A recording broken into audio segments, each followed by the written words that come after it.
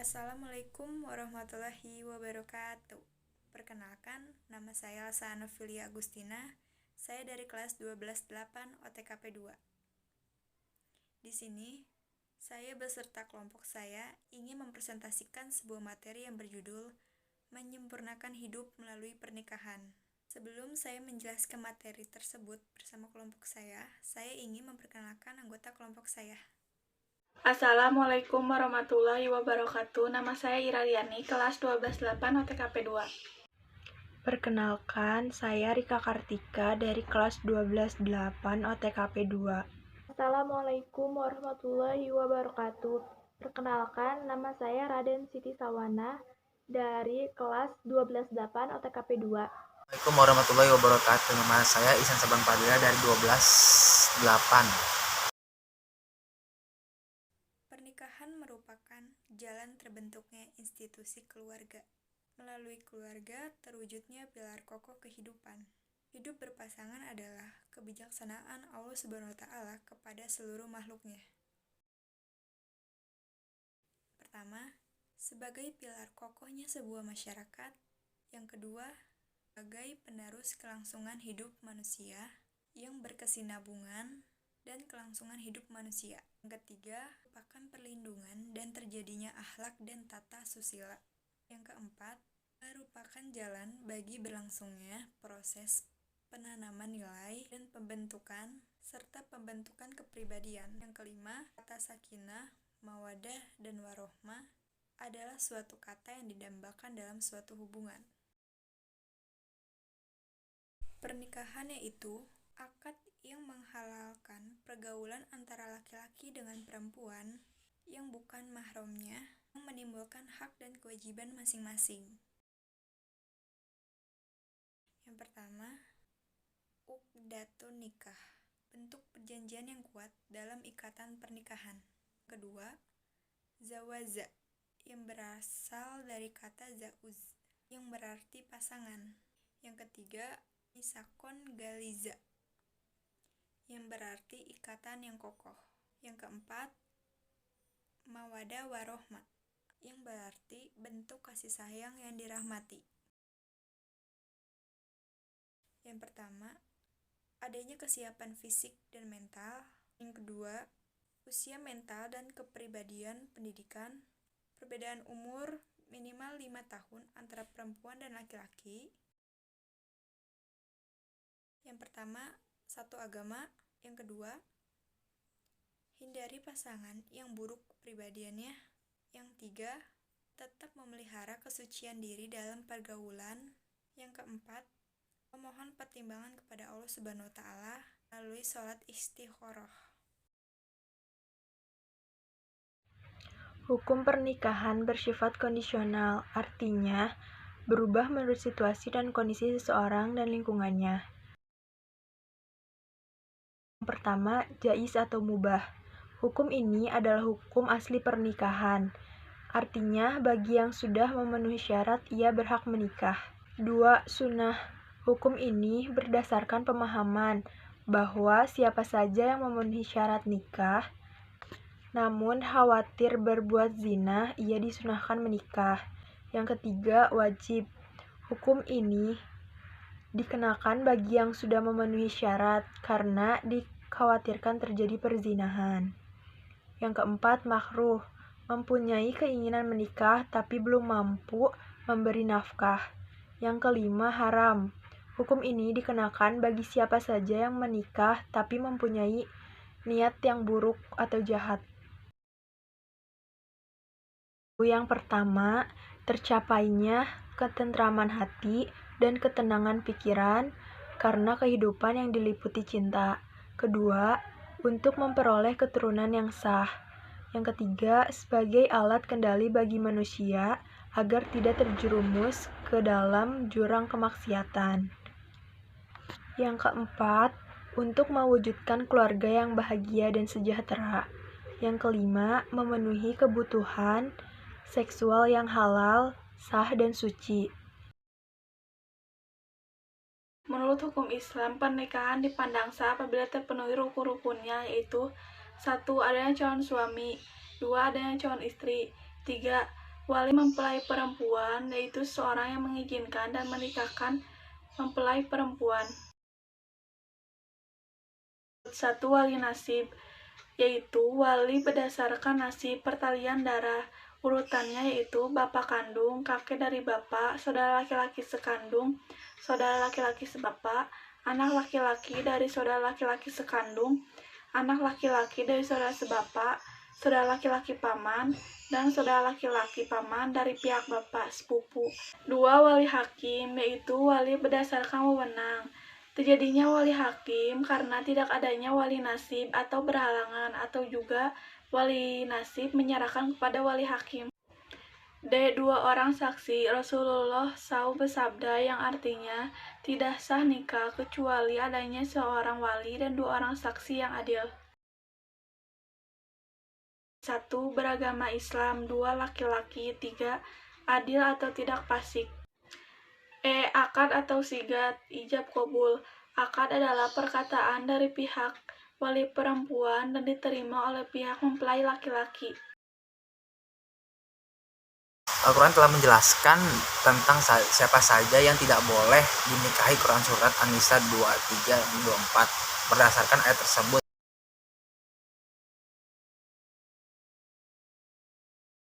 Ibu dan seterusnya ke atas. 2. Anak perempuan dan seterusnya ke bawah. 3. Bibi, baik dari pihak ibu maupun bapak. Ibu dari istri, mertua. Anak tiri apabila ibunya sudah dicampuri. 3. Istri bapak. 4. Istri anak. Ibu yang menyusui. 2. Saudara perempuan sepersusuan. Saudara baik dari istri, bibi perempuan dari istri. 3. Keponakan perempuan dari istri.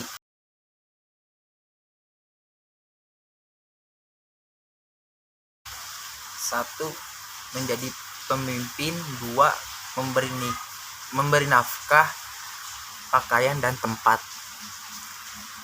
4. Bertanggung jawab sesuai dengan perannya. 5. Memberi kebebasan berpikir dan bertindak kepada istri sepanjang sesuai norma Islam. Taat dan patuh pada perintah suami sesuai dengan ajaran Islam.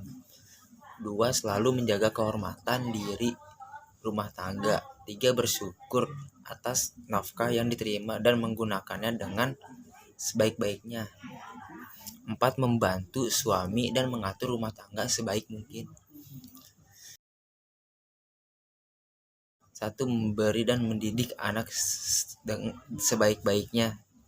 2. Berbuat baik terhadap mertua, ipar, dan kerabat lainnya, baik dari suami atau istri. 1. Menenteramkan hati, pikiran, dan melegakan perasaan. Yang kedua, menyalurkan hajat fitrah biologis yang halal. Yang ketiga, membina silaturahmi keluarga sejahtera, bertanggung jawab, sesuai dengan fungsi ibu dan bapak dalam rumah tangga yang sah. Yang keempat, menghindarkan diri dari penyakit-penyakit kelamin yang merusak fisik dan mental.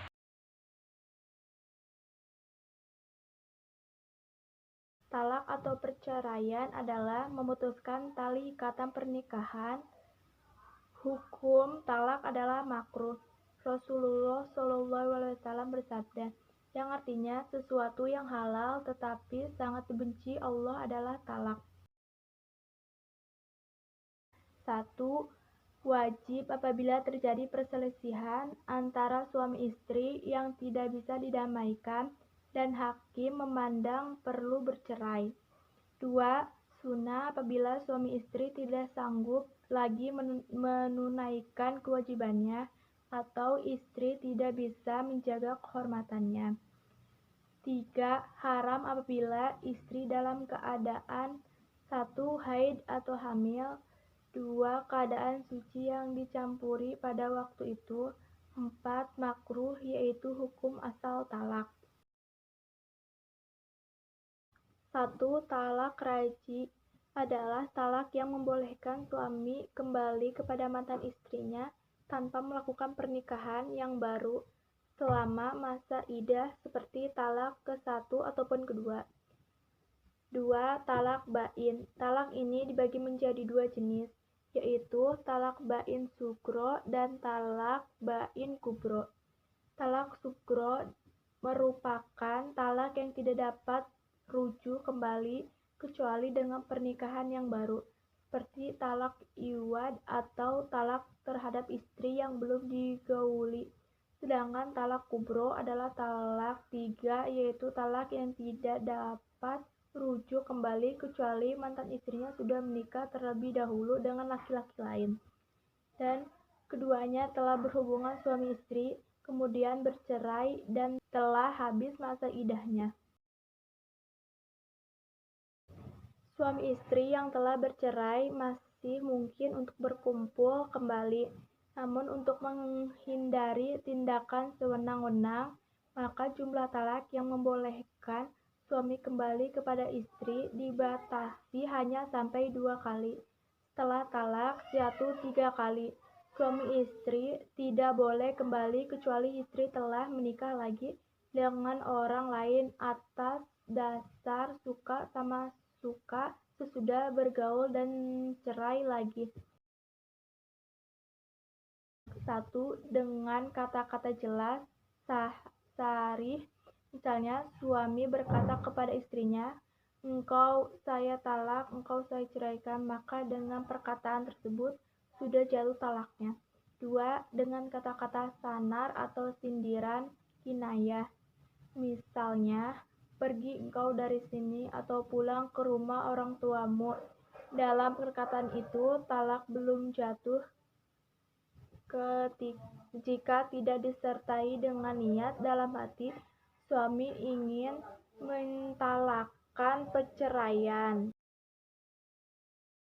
1. Diam, yaitu suami dan istri saling melekat. Misalnya, suami menuduh istrinya berzina, tapi tidak dapat membuktikannya dengan 4 orang saksi. 2. Jihar, yaitu seorang laki-laki yang menyamakan istrinya seperti ibu sendiri, misalnya, "Kamu seperti pupung ibuku." Maka untuk menghalalkan kembali istrinya, suami wajib membayar kifarat. 3. Ila, yaitu suami yang marah sampai mengharamkan istrinya bergaul dengannya atau bersumpah untuk menjauhkan diri dari istrinya. 4. Talak, yaitu seorang suami yang melanggar janjinya ketika diucapkan saat akad nikah, seperti tidak memberikan nafkah istri 6 bulan berturut-turut atau menyakiti badan istri. Sejalan dengan hal itu, istri tidak ridho dan mengadukan kepada pengadilan agama, maka jatuh talak 1. Yaitu talak yang diminta istri kepada suaminya dengan memberikan tebusan yang disebabkan oleh beberapa hal tertentu. Adapun faktor yang dijadikan alasan istri untuk meminta talak tebus adalah suami ternyata seorang penzina, pemabuk, penjudi, dan selalu melakukan maksiat lainnya. Pengertian dari talak ini adalah talak yang dijatuhkan oleh hakim atas pengaduan istri. Talak pasak dapat dilakukan karena A. Adanya aib atau cacat pada salah satu pihak. B. Suami tidak mampu memberikan nafkah. C. Adanya penipuan atau pengkhianatan dari pihak suami. D. Diketahui adanya hubungan mahram antara suami istri.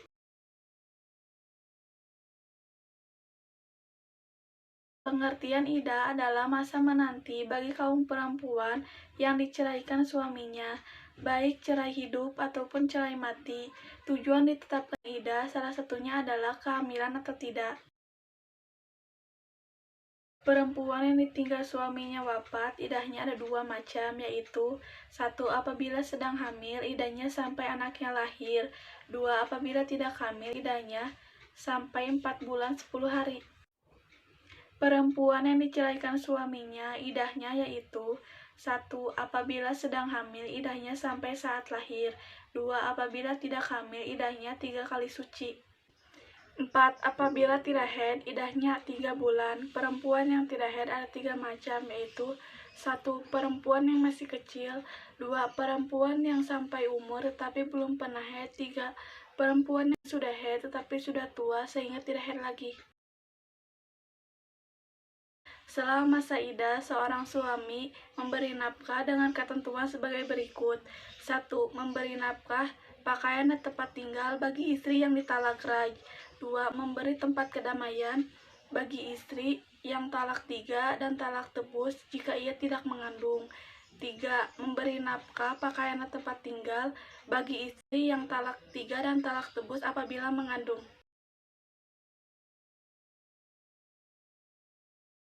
Itu adalah kebalikannya suami kepada istri yang telah ditalak, yaitu talak 1 dan talak 2. Hukum rujuk adalah mubah, boleh bisa jadi sunnah apabila maksud rujuk untuk memperbaiki hubungan antara keduanya. Bisa jadi makruh apabila dipercayai lebih manfaat bagi kehidupan mereka, dan bisa menjadi haram apabila menyebabkan satu pasangan, baik istri maupun suami, teraniaya. 1. Istri disyaratkan sudah pernah bercampur suami istri dalam talak raj'i dan masih dalam iddah. 2. Suami disyaratkan balik, berakal dan kemauan sendiri tanpa paksaan. 3. Sigap ucapan syarih terang-terangan dan kania sindiran. Pengertian hadana adalah mengasuh dan memelihara anak kecil yang belum mengatur dan menjaga dirinya sendiri. Persoalan hadana timbul apabila terjadi perceraian antara suami istri, sementara mereka mempunyai anak yang belum mumayyiz, masih kecil dan belum balik. Keadaan seperti ini menjadikan istri lebih berhak mengasuh anak tersebut sampai anak itu mengerti dan dapat mengatur dirinya sendiri balik. Sekaligus anak tersebut diasuh oleh ibunya dan tinggal bersamanya, namun nafkah belanjanya tetap menjadi tanggung jawab ayahnya. Keterangan H.R. Abu Daud dan Hakim. Syarat sahih menjadi hadana: berakal sehat, merdeka, melaksanakan ajaran agama, dapat menjaga kehormatan dirinya, dapat dipercaya dan menetap bersama anak yang dididiknya. Dalam Undang-Undang Nomor 1 Tahun 1974 Ayat 1 ditegaskan bahwa sah apabila menurut hukum agama masing-masing. Yang kedua, pencatatan perkawinan dalam Undang-Undang Nomor 1 Tahun 1974 Pasal 2 Ayat 2 dinyatakan bahwa perkawinan dicatat menurut aturan perundang-undangan yang berlaku. 3. Tujuan dan batasan-batasan poligami. Dalam Undang-Undang Nomor 1 Tahun 1974, Pasal 3 Ayat 2 dinyatakan pada asasnya bahwa dalam satu perkawinan, seorang pria hanya boleh mempunyai satu istri, dan seorang perempuan hanya boleh mempunyai seorang suami. Pengadilan memberi izin pada suami untuk beristri lebih dari satu, apabila dikehendaki oleh pihak yang bersangkutan. Sekian materi yang kelompok saya sampaikan. Mohon maaf bila ada kesalahan kata. Wabillahi taufiq wal hidayah. Wassalamualaikum warahmatullahi wabarakatuh.